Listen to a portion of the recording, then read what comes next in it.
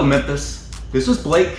I'm coming to you once again from the beautiful Raleigh Branch Demonstration Kitchen. I'm excited about today because this is my own personal cookbook from my house. We do have several copies in the system. This one is called Vegan Soul Kitchen. It's by Bryant Terry. I really like this book. And not only do I like that it is vegan, but I like that Bryant Terry is a Memphian. He is actually the nephew of Don Bryant, a local Memphis music legend. You may have heard of him. I'm going to use this same introduction for 3 different videos, so don't get confused. I'm doing 3 separate recipes from this book, and I think you're going to like them. I have yet to be disappointed in this book. He does a really good job.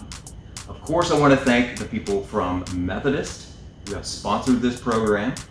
I want to thank the Friends of the Library and the Library Foundation for their support of this and many other programs across the library. And of course, I want to thank you, the viewer, for tuning in and supporting this and all of our other library videos. So let's get started with these 3 delicious recipes.